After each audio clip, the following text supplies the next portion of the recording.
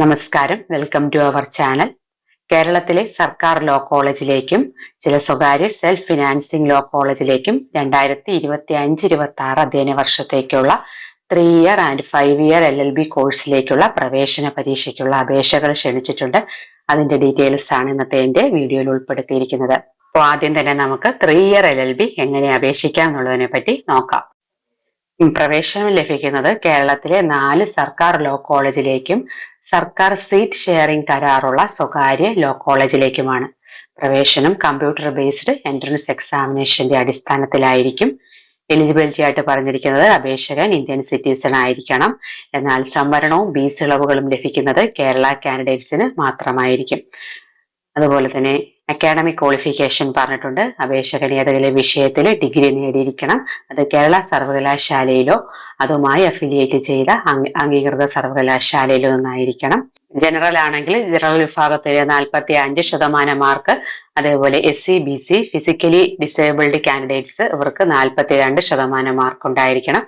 SC STക്ക് ആണെങ്കിൽ 40% mark ഉണ്ടായിരിക്കണം. അതുപോലെ തന്നെ ഡിസ്റ്റൻസ് എഡ്യൂക്കേഷൻ അല്ലെങ്കിൽ കറസ്പോണ്ടൻസ് വഴി പഠിച്ച ഡിഗ്രി അംഗീകരിക്കും.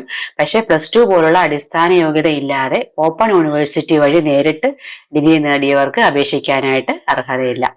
അപ്പോൾ ഇപ്പോഴത്തെ ഡിഗ്രി പരീക്ഷ എഴുതുന്നവർക്കും അപേക്ഷിക്കാം. പക്ഷെ പ്രവേശന സമയത്ത് സർട്ടിഫിക്കറ്റുകളും മാർക്ക് ലിസ്റ്റുകളും ഹാജരാക്കണം.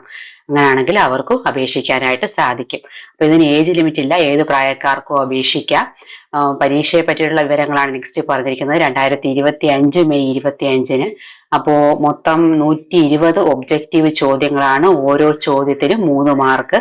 തെറ്റായ ഉത്തരവാണെങ്കിൽ 1 മാർക്ക് കുറയും. ഇപ്പൊ സബ്ജക്ട് വരുന്നത് general English, general knowledge, arithmetic and mental ability, legal aptitude. സമയം 2 മണിക്കൂറാണ്. മൊത്തം മാർക്ക് 360. അതിൽ കട്ട് ഓഫ് മാർക്ക് വരുന്നത് ജനറൽ അല്ലെങ്കിൽ SCBC ആണെങ്കിൽ കുറഞ്ഞത് 10%, അതായത് 36 മാർക്ക്.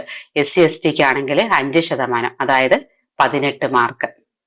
ഇനി നമുക്ക് അപ്ലോഡ് ചെയ്യേണ്ട ഡോക്യുമെന്റ്സ് എന്തൊക്കെയാണ് നോക്കാം. ഫസ്റ്റ് പ്രൂഫ് ഫോർ നാഷണാലിറ്റി, നമ്മുടെ നേറ്റിവിറ്റി തെളിയിക്കുന്ന സർട്ടിഫിക്കറ്റ്.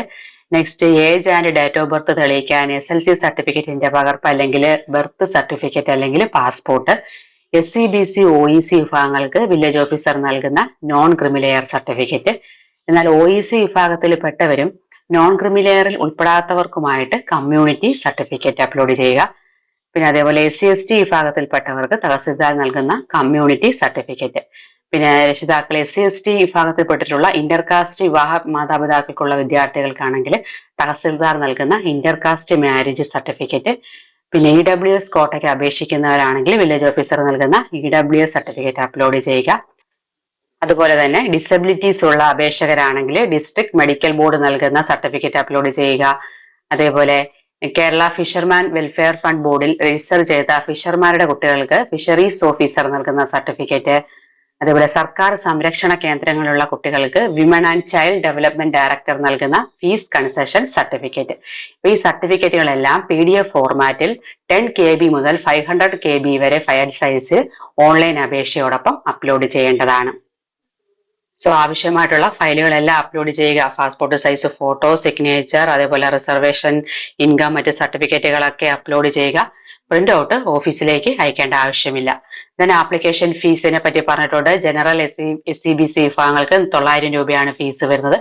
SC ST വിഭാഗങ്ങൾക്ക് 450 രൂപ. അപ്പൊ ഫീസ് ഓൺലൈൻ വഴിയാണ് അടയ്ക്കേണ്ടത്. Net banking, debit card, credit card മുഖേനയൊക്കെ നമുക്ക് ഫീസ് അടയ്ക്കാനായിട്ട് സാധിക്കും. അപേക്ഷ സമർപ്പിക്കാനുള്ള അവസാന തീയതി മെയ് 14 വൈകിട്ട് 5 മണി വരെയാണ്. അതുപോലെ അപേക്ഷ സമർപ്പിച്ച ശേഷം പുതിയ വിവരങ്ങൾ നമുക്ക് ചേർക്കാനായിട്ട് സാധിക്കില്ല. അഡ്മിറ്റ് കാർഡ് ഡൗൺലോഡ് ചെയ്യേണ്ടത് cee.kerala.gov.in എന്ന വെബ്സൈറ്റ് വഴിയാണ്. പരീക്ഷയ്ക്ക് പോകുമ്പോൾ ഈ അഡ്മിറ്റ് കാർഡും വാലിഡ് ആയിട്ടുള്ള ID പ്രൂഫും കൊണ്ടുപോകണം. അപ്പൊ ഇനി നമുക്ക് 5 വർഷത്തെ ഇന്റഗ്രേറ്റഡ് LLB കോഴ്സിലേക്കുള്ള പ്രവേശനത്തിന് വേണ്ട എലിജിബിലിറ്റി, അതേപോലെ ക്വാളിഫിക്കേഷൻ, ഇതൊക്കെ എന്തൊക്കെയാണെന്ന് നോക്കാം. എലിജിബിലിറ്റി ആയിട്ട് പറഞ്ഞിരിക്കുന്നത് ഇന്ത്യൻ സിറ്റിസൺ ആയിരിക്കണം. എന്നാൽ കേരളീയരായ അപേക്ഷകർക്ക് മാത്രമാണ് സംവരണവും ഫീസ് ഇളവുകളും ലഭിക്കുകയുള്ളൂ.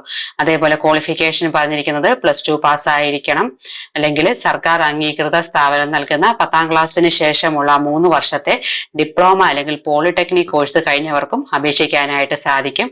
അതുപോലെ തന്നെ പരീക്ഷ എഴുതി റിസൾട്ട് വെയിറ്റ് ചെയ്തിരിക്കുന്നവർക്കും അപേക്ഷിക്കാം. വേണ്ട മാർക്ക് എന്ന് പറയുന്നത് SC/BC അതേപോലെ ഭിന്നശേഷി വിഭാഗത്തിലുള്ളവർക്ക് 42% മാർക്ക്, ജനറൽ കാറ്റഗറിക്ക് മിനിമം 45% മാർക്ക്, SC/STക്ക് 40% മാർക്കും ഉണ്ടായിരിക്കണം. ഏജ് ലിമിറ്റ് എന്ന് പറയുന്നത് 17 വയസ്സ് മുതലുള്ളവർക്ക് അപേക്ഷിക്കാനായിട്ട് സാധിക്കും. അതുപോലെ തന്നെ അപ്ലോഡ് ചെയ്യേണ്ട ഡോക്യുമെന്റ്സ് അതേപോലെ ആപ്ലിക്കേഷൻ ഫീസ് എല്ലാം നേരത്തെ പറഞ്ഞതുപോലെ തന്നെയാണ്. ഫീസ് വരുന്നത് ജനറൽ SC/BC വിഭാഗങ്ങൾക്ക് 900, SC/ST 450 രൂപയാണ് ഫീസ്. അപ്പൊ അപേക്ഷ സമർപ്പിക്കേണ്ടത് ce.kerala.gov.in എന്ന വെബ്സൈറ്റ് വഴിയാണ്. അപേക്ഷിക്കേണ്ട അവസാന തീയതി 2025 മെയ് 14 വൈകുന്നേരം 5 മണി വരെ. അപ്പൊ അപേക്ഷയുടെ പ്രിന്റ് ഔട്ട് എടുത്തൊന്നും ഓഫീസിലേക്ക് അയക്കേണ്ട ആവശ്യമില്ല. അപ്പൊ ഇത്രയും കാര്യങ്ങൾ അപേക്ഷിക്കുമ്പോൾ ശ്രദ്ധിക്കുക. അപ്പൊ വീഡിയോ നിങ്ങൾക്ക് ഉപകാരപ്പെട്ടു എന്ന് കരുതുന്നു. ഉപകാരപ്പെട്ടെങ്കിൽ ലൈക്ക് ചെയ്യാനും ഷെയർ ചെയ്യാനും സബ്സ്ക്രൈബ് ചെയ്യാനും മറക്കരുത്. നമുക്ക് മറ്റൊരു വീഡിയോയുമായിട്ട് വീണ്ടും കാണാം.